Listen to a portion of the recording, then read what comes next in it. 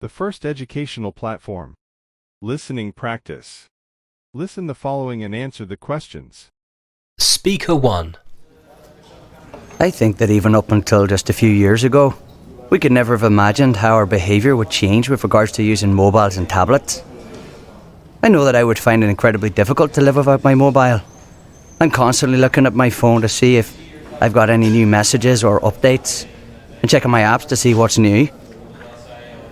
I wouldn't say that I post my life online, not like some people I know, but I do like to keep up with what people are up to, friends, family, and even other people I know but maybe haven't seen for years, like old school friends, and check out photos of what they look like now.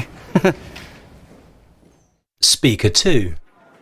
In a way, I think it's quite funny that we're always worrying about teenagers and young people becoming obsessed with online communication.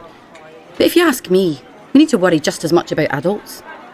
At the office where I work, even when we have a break, nobody talks to each other unless they absolutely have to, which is a sorry state of affairs to say the least.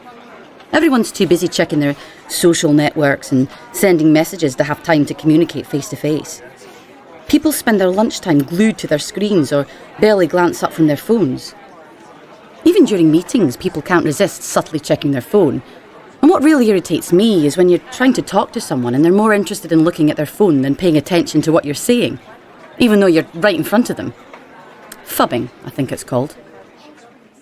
Speaker 3.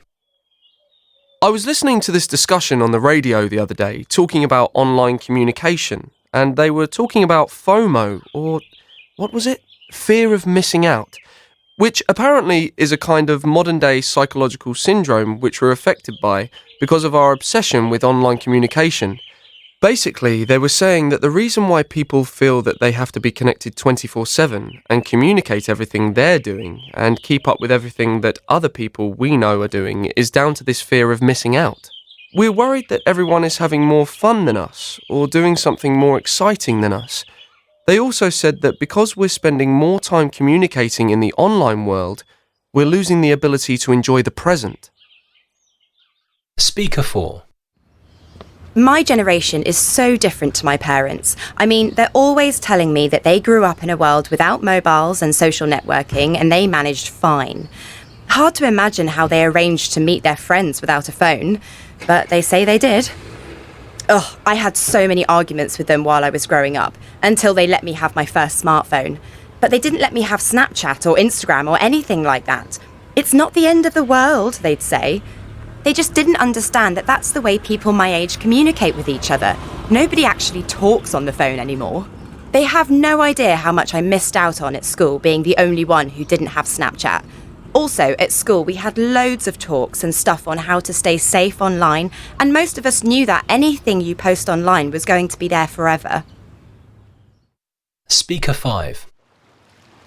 For me, one of the best things about online communication is that you can stay in touch with everyone at the same time, all the time. You know exactly what's going on, when and where, so you never miss out on anything. I love the fact that you can update all your friends on what's going on in your life, and they can respond immediately with a like or a comment. So you feel like you're together with people, even though you might be completely alone, sitting on a bus or at home.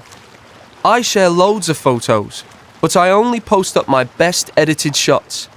I hate it when people I know post photos of me not looking my best.